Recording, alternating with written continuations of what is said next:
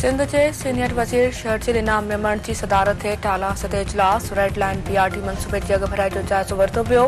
शहरजील इनाम मेमण जो चवणु आहे त रेड लाइन बीआरटी शहर जो बुनियादी ढांचो जदीद बणाइण तरफ़ अहम क़दम आहे। चैलेंजनि खे मुंहुं ॾियण ऐं टाइम लाइन्स ते पूरो लहण जी कोशिश कई पई वञे।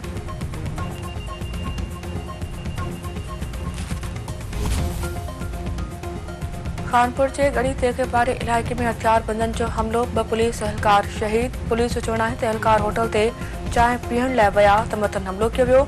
वरी वज़ीर मुराद अली शाह ऐं सूबाई घर वज़ीर चालू सालनि 4 एहलकारनि जी शहादत वारे वाक़े जो नोटिस वरितो। रिपोर्ट तलब, धाड़ेलनि ख़िलाफ़ टारगेटेड ऑपरेशन तेज़ करण जो हुकुम। वरी वज़ीर मुराद अली शाह जो चवणु आहे त इलाइक़े में अमन अमान जी बहाली लाइ क़दम खयां पिया वञनि। शहीद एहलकारनि इल्ताफ़ बिरोही ऐं अब्दुल कादिर कलादी जी शिकारपुर पुलिस लाइन में जनाज़े नमाज़ अदा कई वई। डीआईजी लाड़काणो नासिर आफ्ताब चयो आहे त ॾोहारियुनि जी बुज़दिलानी कार्रवाई आहे। कचे में ॾोहारियुनि ख़िलाफ़ ऑपरेशन हले पियो। कचे खे ॾोहारियुनि खां ख़ाली कराइण लाइ 1 साल लॻी सघे थो।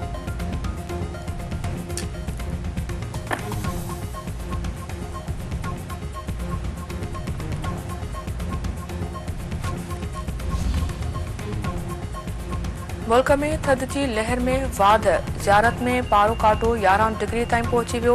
आलमी मौसमियाती वेबसाइट मूजिबि स्कर्दू में कांटो 9, कलात में कांटो 5 ऐं कोयटा में गर्मीपत कांटो 1 डिग्री सेंटीग्रेड रिकॉर्ड कयो वियो। इस्लामाबाद 4, पेशावर 6, लाहौर 10 ऐं कराची में गर्मीपत 13 डिग्री सेंटीग्रेड रिकॉर्ड।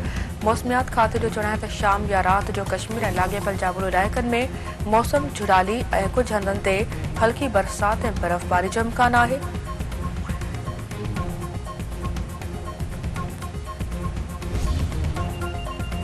हाला वेझो अधरोट शख़्स जो वण में टंगियल लाश हथ पुलिस 45 वरियनि जे हिरजी कोली जो लाश तालके अस्पताल मुंतक़िल करे छॾियो।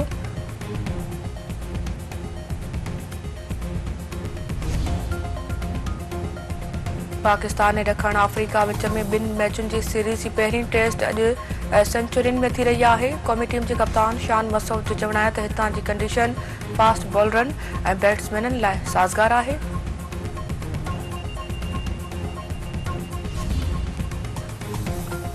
ऐं ख़ुशबूअनि जी शाइरा परवीन शाकिर जी 3 वरसी मल्हाई पई वञे।